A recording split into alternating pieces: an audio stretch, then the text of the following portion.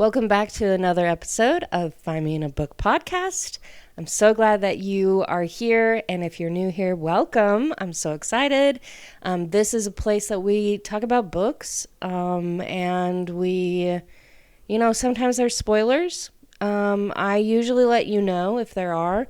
In today's episode, there's a little bit of, spoilers, but not enough that it's like going to completely derail everything and you're going to be like, why the heck do I even need to read this?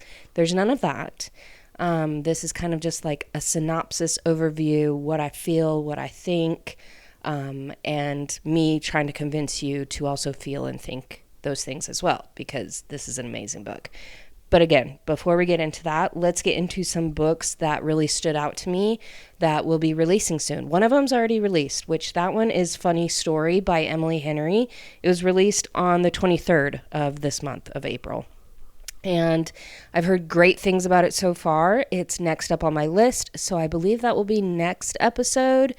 I'm trying to think what the lineup is. I'm pretty sure it's next week's episode that is going to come out. So if you're like not a fan of Elle Kennedy, but I want to know what's going on, what was in the book, all about it, stay tuned to next episode because that's what we're going to be going over.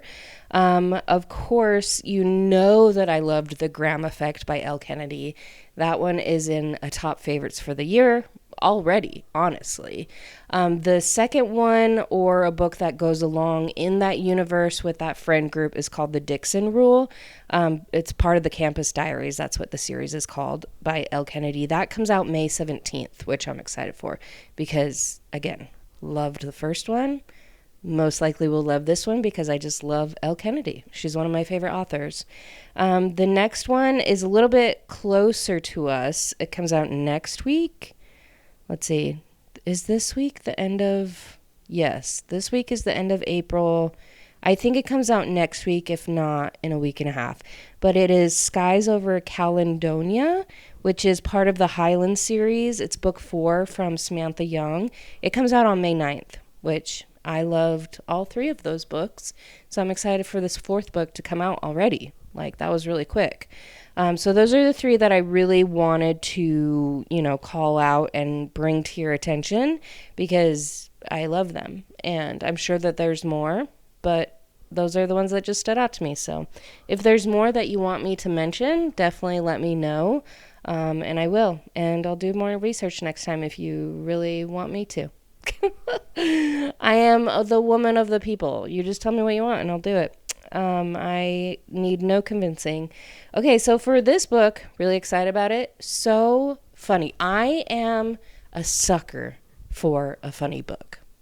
Even if there's only a hint of romance, which honestly, this book was so tame. It was so mild, I guess, if we're going on the spicy scale. So mild. There was like maybe a kiss. And there was a little bit of like her thinking like, but it was like not spicy thoughts at all because she was just falling in love with him. And so it wasn't really spicy at all, but yeah, so mild. Honestly, that's the only gripe that I had for this book. Like 10 out of 10, everything else, no spice. It was very, very disappointing because that's why I read books, is for the spice. So, yeah, but if you're not a big fan of the spice or you just like really tame, mild salsa, then this is your book. And if you love a hilarious, funny comedy queen in this book, pick it up because it is absolutely amazing. So no spice, but yes to the mom and sister scale. So mother, sister standard.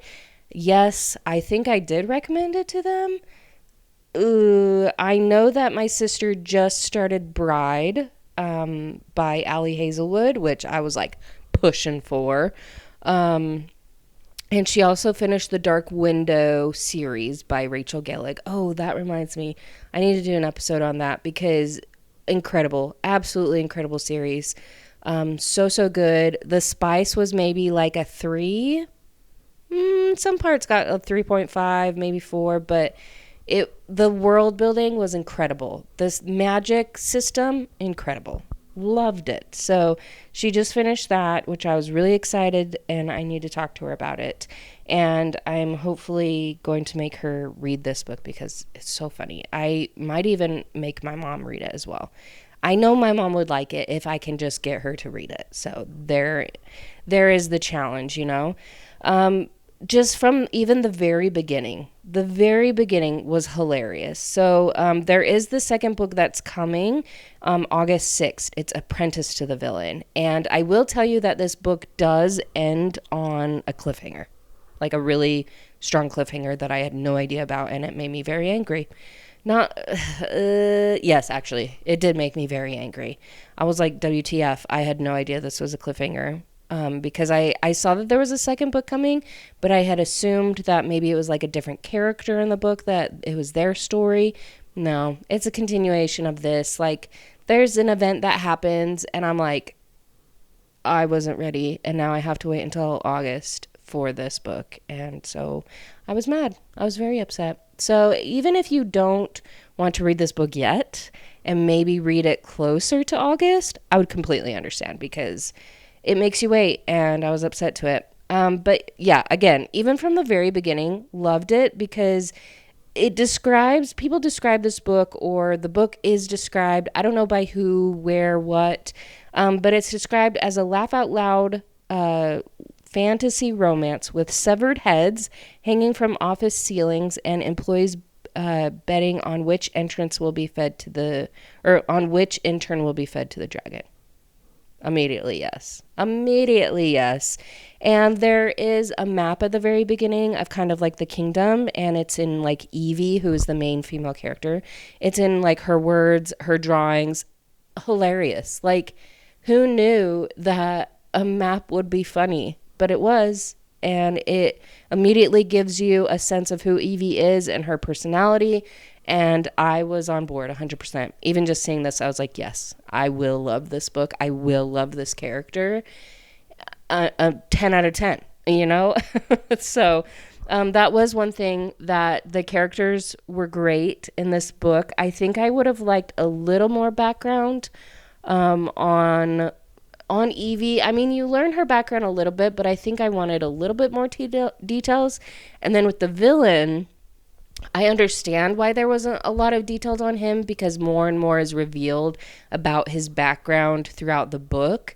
But even then, there's still a lot missing. That there's like a twist at the end, and a couple things happen that you're like, oh, is this why he's like this?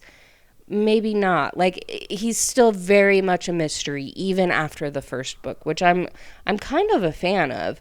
But this book gives me Robin Hood vibes, like Robin Hood Men in Tights, Robin Hood, the Disney animation, just all Robin Hood.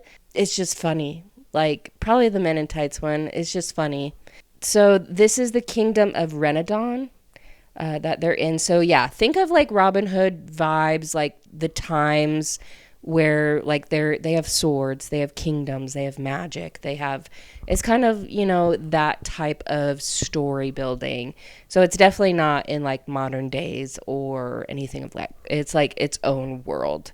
And about 10 years ago is when the villain appeared. And nobody knows why. Nobody knows really who he is. Like, it very much gave me, like, Flynn Rider from Tangled, how they can never, like, get their stories right. Or, like, they have all these exaggerated stories and exaggerated pictures of him and all these things. Like, it had those in this book. And I loved it because they're like, really? Like, I don't look like that. And it's just funny. It just added to it. So it opens up with Evie. She has gone to another failed job fair. She lost her job about a month ago from the blacksmith, which we find out why, and we're really glad she doesn't work there anymore. But she has been taking care of her younger sister and sick father, which I want to say, oh gosh, her mom died, I think. It honestly, like, kind of brushed over it, so I don't remember what happened to her mom, but I want to say she died. Her little sister's like 12 maybe, So yeah, I know her dad is sick. He used to be like in the guard for the king. But off the top of my mind, I really don't remember how her mom died or if she is dead. Maybe that's a twist and maybe there was no like attention called to it. But anyways, so she is coming back from a job fair, failed, she couldn't get a job. And when she was offered a job, there was a lady behind her that looked like she desperately needed the job more than her. So she handed her like their certificate and was like, "No, here you go." Which I wish it was that easy. You just get a job certificate and then you start working, So she's coming back from that and she runs into the villain. Like she is washing her hands or washing her face. There's like blood coming down the river and she's like, what?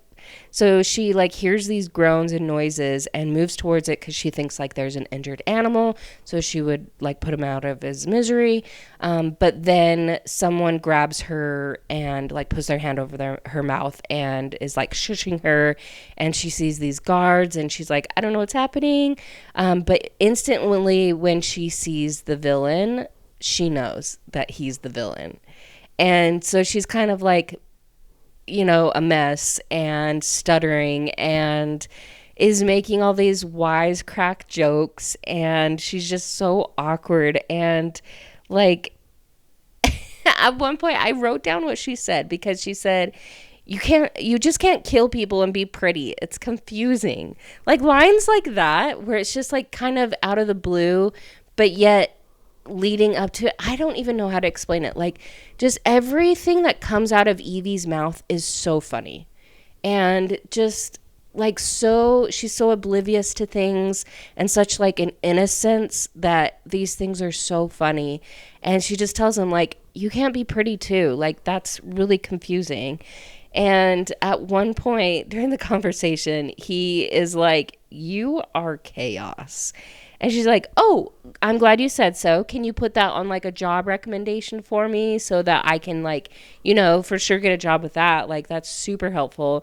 And so from that, he kind of gets the hint like, oh, she needs a job. So as they're walking towards like his lair, because she got like a really big like scratch from an arrow that grazed her, when these guards were coming after them. So he's taking her to the lair and she meets these people and he's like, yeah, when you start working for me and if you're going to work for me, da da da da. And she's like, say that again, like rewind, like I'm going to work for you. And so she just gets a job. Like she just starts working for him as an assistant, like his personal assistant. And then 5 months later, she's like entwined in everything, like different departments, which is so funny to say. Like it's the villain. He has his own lair. Like he has all these different departments of people that work for him, like all these different magics, like, and he like tortures and kills all these people.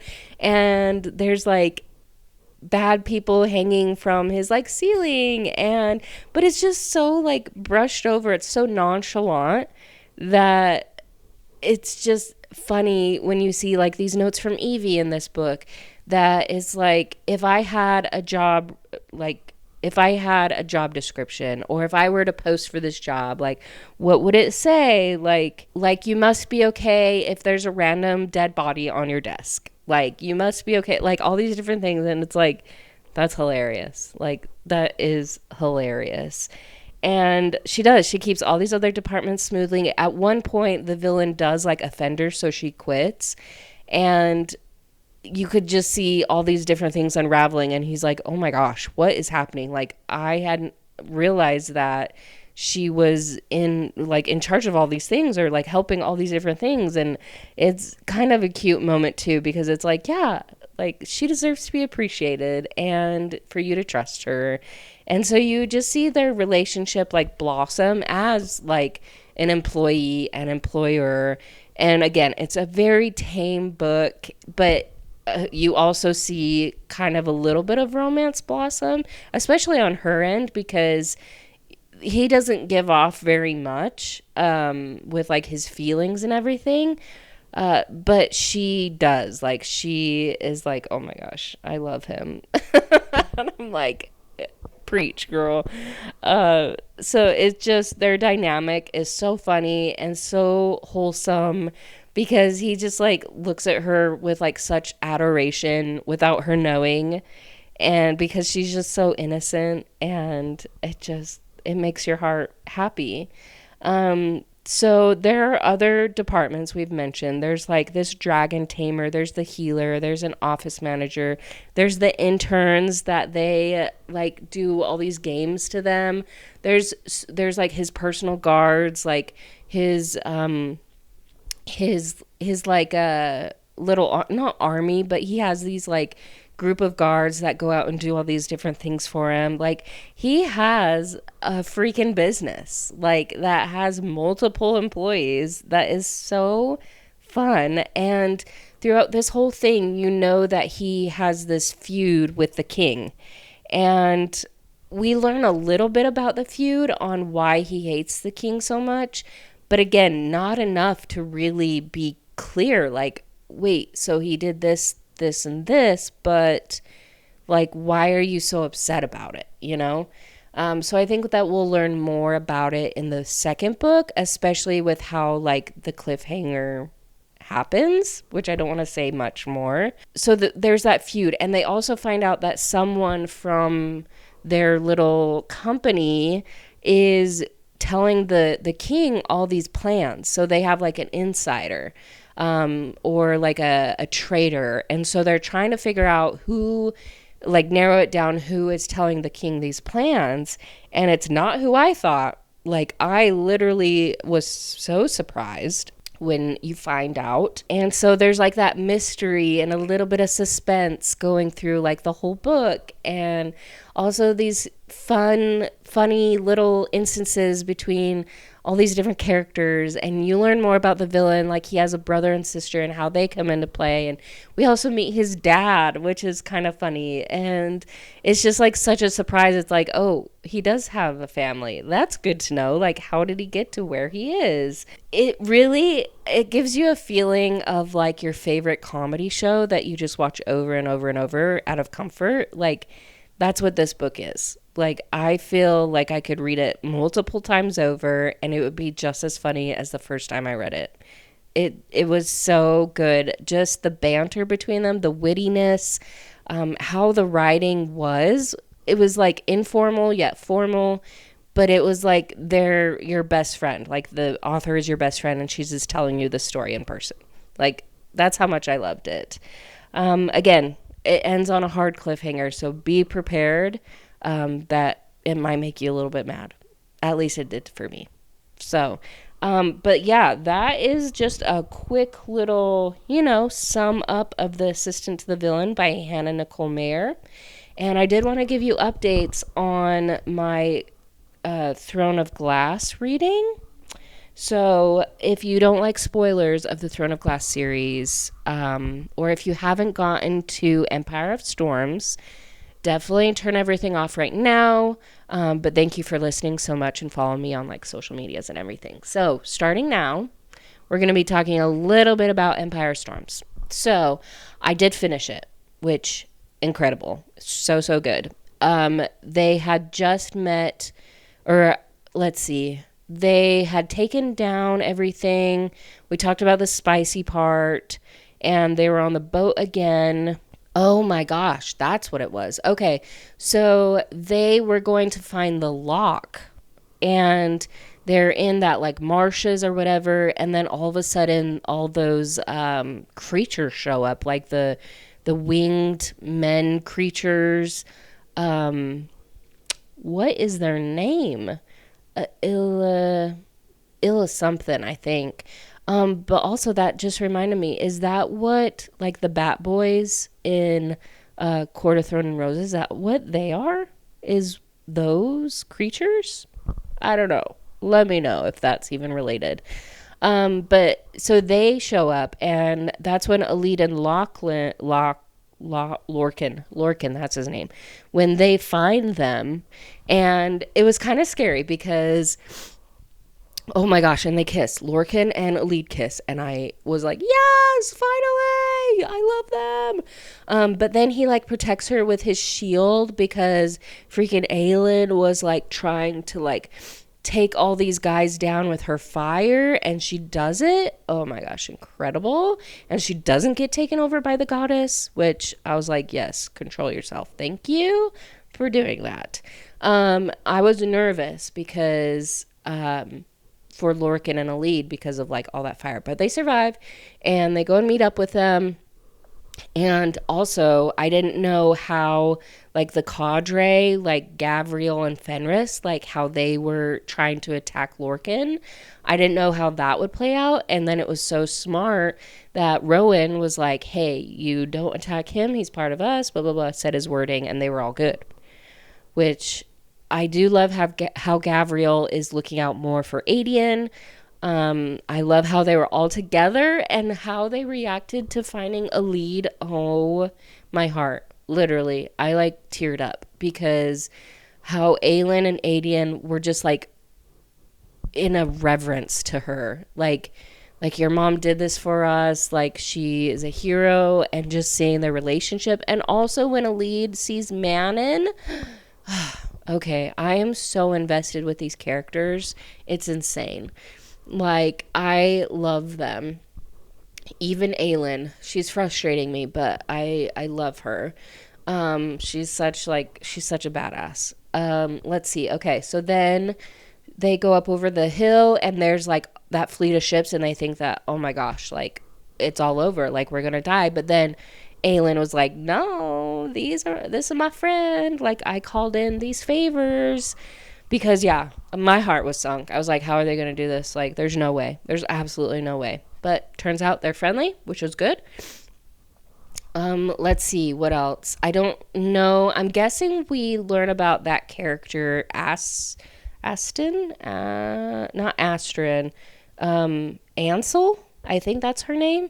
I'm guessing we learn about her in the Assassin's Keep or the Assassin's whatever that little novella is, which I'm probably not going to read. I'm guessing we learn about her in that one. So she was a great character that I learned about. Okay, so then they go on, and then freaking Maeve, her like fleet shows up, and they're like, great, so great. And then the mirror, they get the mirror, which they were like, why is this mirror the lock? I was confused as well. And then they go into it. And then I would be upset with Dorian as well but also he was really smart, like, to figure that out. And finding out that Elena did that, oh, I was like, girl, you just ruined it for so many people. And of course she feels bad about it. And it is sad that once she gets locked in, or once those guardians or whatever, those, what do they call them, that group that was like, you're supposed to lock us in too, I want to know more about them, which I wonder if we will know more about them, like how they're going to take Erewhon and lock him in with them. I still am TBD. I don't know very much about them. I don't know what is supposed to happen. Maybe I did miss it. I don't think I did, but you never know. That she doesn't even get to be with Gavin at the very end. Like, because she gave Aelin her life, really, at the river, or helped her with getting, like, the assassin guy there. She doesn't get to be with Gavin, which I'm like, sucks for you. Like, you didn't listen to your dad, who had this whole plan of locking the keys and created this whole thing. Like, maybe you should listen to your parents. That's just me, though. Okay, so then they're in the mirror, and they're attacking Maeve, which was so good of Rowan to go to, like, the different boats and kind of plead with his cousins. Like, I think that helped a lot. And then at the freaking end, oh my gosh, the end, I was yelling. I was listening to it on my way home from work yesterday, I believe, and I was like yelling. I was like, are you kidding me? Because she has a lead, And, I thought it was interesting that Maeve did release Gavriel and Lorcan from the bond, which in the long run is a really good thing, but I think that they, like, were in it so long that they might have mental issues now. I don't know. They're just, like, destroyed, basically. Because maybe it feels like a part of your soul is getting ripped out. Honestly, I don't know. But I'm glad that they're not in there. And then, yeah, they just disrespected Aelin. I wanted so badly for Rowan to show up before they left. Or the 13, which the 13 show up. Oh my gosh. I'm so glad that they like found Manon. I'm so glad. And for freaking Manon to not do anything, I was so pissed. But I understood because she did have the keys with her, which was very smart. Aelin she just thinks ahead, and we don't know that she does until it like happens. And you're like, okay, you're actually like very smart and cunning, and yeah, you just plan ahead, which is great. It's a surprise, you know. Yeah, Mana didn't say anything, which was really disappointing, but again, you do understand later. What else? Yeah, she gets whipped. I was like, I wish that all of them would have shown up and freaking destroyed Maeve, but of course not, because Maeve is like the end all. I don't know, she's so powerful. And then they just disappear, which, okay, where's Aelin? And then we don't even know, because then it's going to be Cole's book, or Kale. I keep calling him Cole, but it's like Kale, I think. But like, is it going to go back to like Aelin and all them? Like, are we going to get little snippets, or is this book solely about Cole? I don't know, you know? Nobody has told me. Maybe I'll ask my sister, because she's read them. It's just so much. But I'm obsessed, you know? I don't know when I'm supposed to read Crescent City. Someone said like tandem. No, girl. That's so much information. I'm not ready for that. I feel like I'm a skilled reader, but I'm not that skilled. I would not even be able to keep them apart. So that's a no for me, dog. I'll just read Crescent City after I finish this series, which most likely will be in the next couple months. Okay, so that was like my little update on Empire of Storms. And so now I'm in Tower of Dawn, which I'm so excited. But also, is it a good book? Because Empire of Storms was kind of slow at the beginning, I want to say. Or was Empire of Storms... Ooh, it was the one before Empire of Storms that was really slow. This one had a little bit of slow parts, but for the most part, it was really good. Really, really good. So I'm hoping this next one is just as good. But other than that, it's all going good. All these books are coming out. I'm loving it all. And yeah, we'll just go from there, you know? Follow me on all the social medias. I am more active now on like Instagram and Threads and Twitter, and I always post these episodes to YouTube, so if you want to see what I look like, you don't have to, or if you want to listen to it on there, you totally can. But wherever you listen to this episode, if you could rate and review and follow, all of that helps me out so much, and I would appreciate it so much. But other than that, I hope you pick up Assistant to the Villain. I hope you pick that book up. And if you haven't started Throne of Glass, do it. And kind of push through to the fourth book. I know that's so much, but it gets better after the third one. Into the fourth one, it gets better. So anyways, appreciate you guys, and I will talk to you next week.